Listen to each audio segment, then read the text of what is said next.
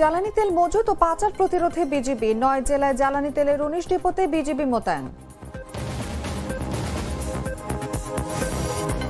দেশের সব পেট্রোল পাম্পে ট্যাগ অফিসার নিয়োগের সিদ্ধান্ত। ঢাকা, চট্টগ্রাম সহ প্রতিটি এলাকায় তেল বিক্রিতে নজরদারি। বর্তমান পোশাকে পুলিশ সদস্যরা সন্তুষ্ট নয়, মন্তব্য স্বরাষ্ট্রমন্ত্রীর। নতুন ডিজাইনের আশ্বাস।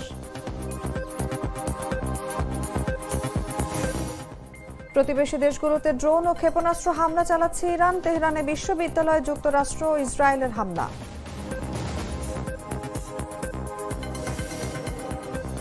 এবং সক্রিয় খেলোয়াড় হিসেবে বিরল সম্মান পাচ্ছেন মেসি। মিয়ামির মাঠে মেসির নামে হচ্ছে স্ট্যান্ড।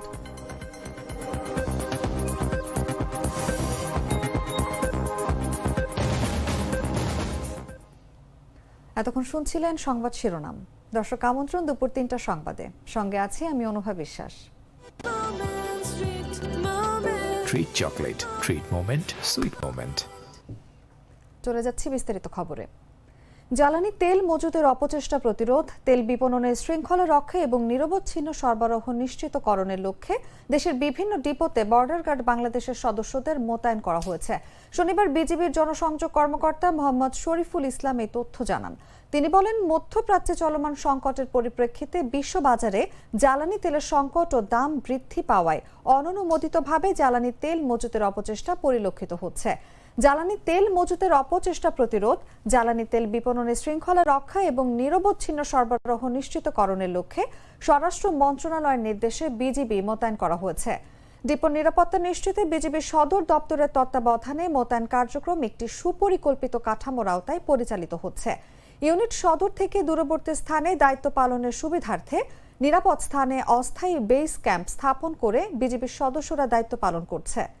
গত ২৫শে মার্চ সকাল থেকে ঢাকা জেলায় ১টি, কুড়িগ্রাম জেলায় ২টি, রংপুর জেলায় ৩টি, রাজশাহী জেলায় ৩টি, সিলেট জেলায় ২টি, মৌলভীবাজার জেলায় ৩টি, কুমিল্লা জেলায় ৩টি, ব্রাহ্মণবাড়িয়া জেলায় ১টি এবং সুনামগঞ্জ জেলায় ১টি ডিপো সহ সর্বমোট ৯টি জেলায় ১৯টি ডিপোতে বিজিবি মোতায়েন করা হয়েছে।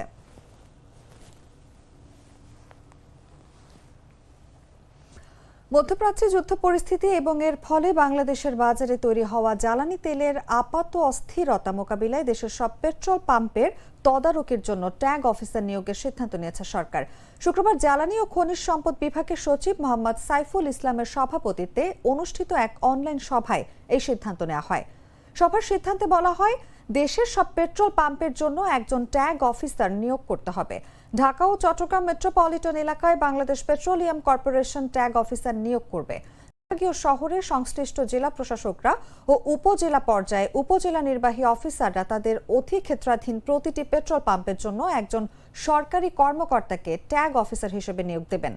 ট্যাগ অফিসাররা জ্বালানি ও খনিজ সম্পদ বিভাগ বা বিপিসি নির্ধারিত পদ্ধতিতে কাজ করবেন ও দৈনিক প্রতিবেদন দেবেন। ওই অনলাইন সভায় নেওয়া সিদ্ধান্ত অনুযায়ী প্রতিটি পেট্রোল পাম্পের জন্য একজন সরকারি কর্মকর্তাকে ট্যাগ অফিসার হিসেবে নিয়োগপূর্বক জ্বালানি ও খনিজ সম্পদ বিভাগে তথ্য প্রেরণের জন্য সংশ্লিষ্ট সব দপ্তর বা সংস্থাকে অনুরোধ করা হয়েছে।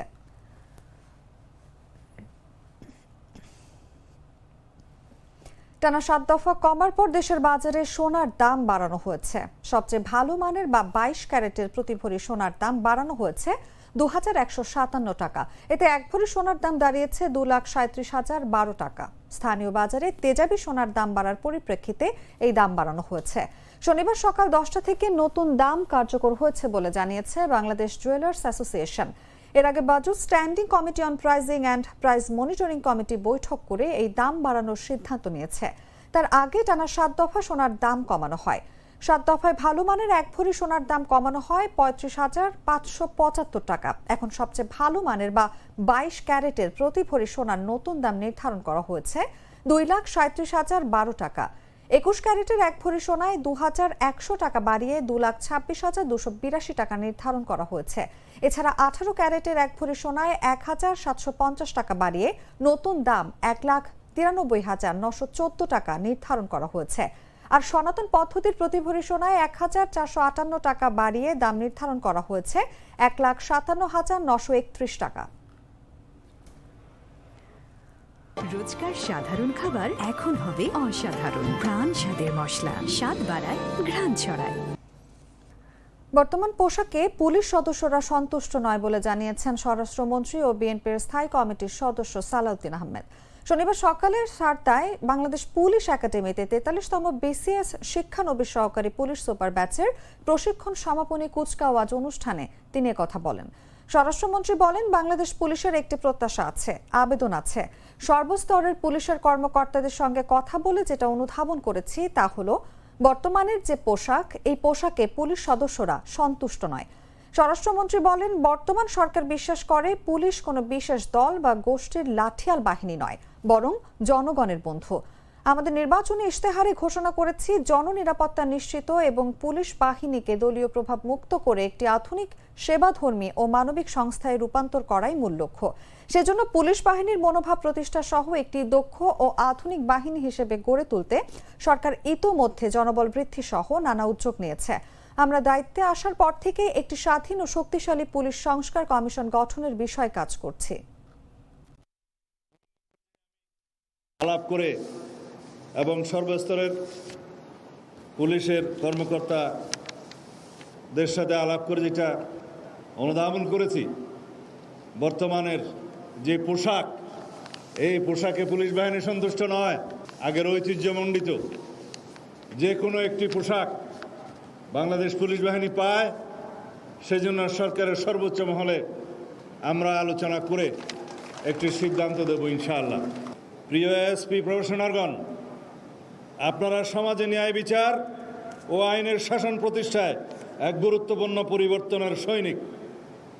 আপনার আইনের প্রতি অবিচল আস্থা ও দেশের নাগরিকদের প্রতি দায়িত্ব ও জবাবদিহিতাই হবে আপনাদের কর্মের মূল ভিত্তি। মনে রাখবেন, আইনের চোখে সবাই সমান, সেটি হোক কোনো রাজনৈতিক কর্মী বা প্রান্তিক কৃষক।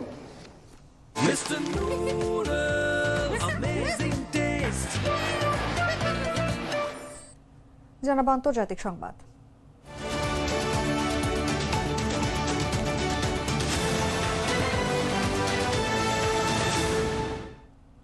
ইরানের রাজধানী তেহরানের একটি বিশ্ববিদ্যালয়ে হামলা চালিয়েছে যুক্তরাষ্ট্র এবং ইসরায়েল। শনিবার ইরানের গণমাধ্যম জানিয়েছে, তেহরানের বিজ্ঞান ও প্রযুক্তি বিশ্ববিদ্যালয় মার্কিন ইসরায়েল হামলার লক্ষ্যবস্তু হয়েছে। মেহের নিউজ এজেন্সি জানিয়েছে, বিশ্ববিদ্যালয়টি হামলার শিকার হয়েছে, তবে ওই হামলায় হতাহত বা ক্ষয়ক্ষতির বিষয়ে কোনো আনুষ্ঠানিক বিবৃতি দেওয়া হয়নি। ইসরায়েলি সেনাবাহিনী এর আগে ঘোষণা করেছিল যে যুক্তরাষ্ট্রের সঙ্গে যৌথ অভিযানের অংশ হিসেবে তারা তেহরানের ওপর নতুন করে হামলা শুরু করেছে। এর আগে গত ২৩শে মার্চ ওই বিশ্ববিদ্যালয়ের তড়িৎ প্রকৌশল বিভাগের শিক্ষক সাইদ শেম কাদ্রি মার্কিন ইসরায়েলি হামলায় নিজ বাড়িতেই নিহত হন। প্রায় এক মাস ধরে যুক্তরাষ্ট্র এবং ইসরায়েল ইরানের বিরুদ্ধে বিমান হামলা চালিয়ে আসছে। এতে দেশটির সর্বোচ্চ নেতা আয়াতুল্লাহ আলী খামেনি সহ ১৩৪০ জনেরও বেশি মানুষ নিহত হয়েছে। ইরানের প্রতিশোধ হিসেবে ইসরায়েল, জর্ডান, ইরাক এবং মার্কিন সামরিক সরঞ্জাম থাকা উপসাগরীয় দেশগুলোকে লক্ষ্য করে ড্রোন ও ক্ষেপণাস্ত্র হামলা চালাচ্ছে। এতে হতাহতের ঘটনা ঘটেছে এবং অবকাঠামো ক্ষতিগ্রস্ত হয়েছে এবং বৈশ্বিক বাজার ও বিমান চলাচল ব্যাহত হয়েছে।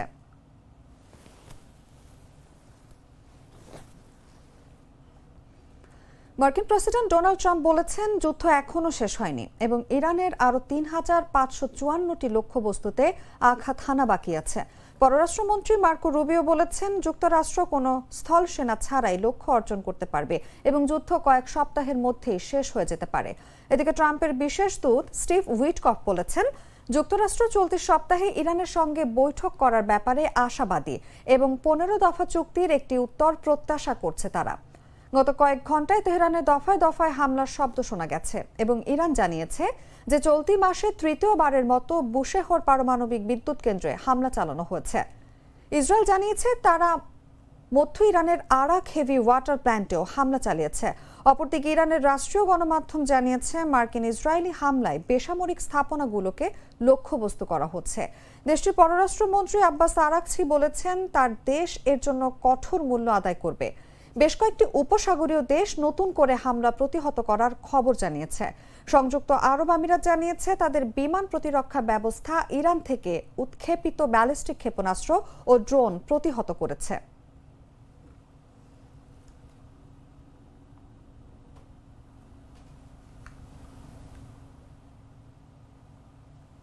সংবাদ শেষ করব খেলার খবর জানিয়ে।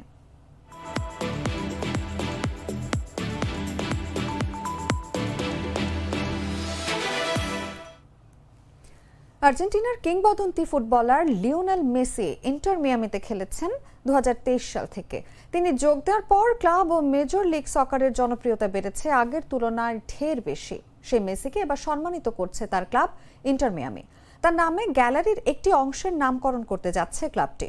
38 বছর বয়সী মেসি 2022 কাতার বিশ্বকাপ জেতার কিছুদিন পর প্যারিসের ক্লাব পিএসজি ছেড়ে পাড়ি জমান যুক্তরাষ্ট্রে। ফ্লোরিডার ক্লাবটির হয়ে এখন পর্যন্ত 82 গোল করেছেন এই আর্জেন্টাইন তারকা। সহায়তা করেছেন 53টি গোলে।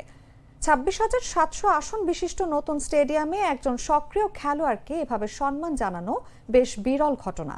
ক্লাবটির পক্ষ থেকে জানানো হয়, সাধারণত এমন সম্মান অতীতের স্মৃতি থেকে দেয়া হয়, কিন্তু এটি ভিন্ন।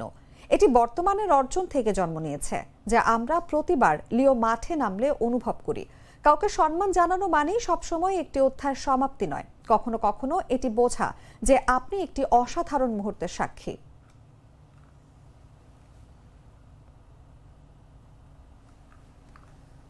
সংবাদ শেষ করার আগে শিরোনামগুলো জানিয়ে দিচ্ছি আরো একবার। জ্বালানি তেল মজুত ও পাচার প্রতিরোধে বিজিবি 9 জেলায় জ্বালানি তেলের 19 ডিপোতে বিজিবি মোতায়েন।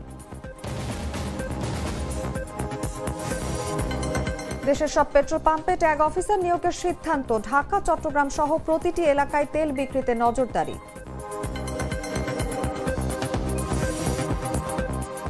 বর্তমান পোশাকে পুলিশ সদস্যরা সন্তুষ্ট নয়, মন্তব্য স্বরাষ্ট্রমন্ত্রীর। নতুন ডিজাইনের আশ্বাস। প্রতিবেশী দেশগুলোতে ড্রোন ও ক্ষেপণাস্ত্র হামলা চালাচ্ছে ইরান। তেহরানে বিশ্ববিদ্যালয়ে যুক্তরাষ্ট্র ইসরায়েলের হামলা। এবং সক্রিয় খেলোয়াড় হিসেবেই বিরল সম্মান পাচ্ছেন মেসি। মিয়ামির মাঠে মেসির নামে হচ্ছে স্ট্যান্ড।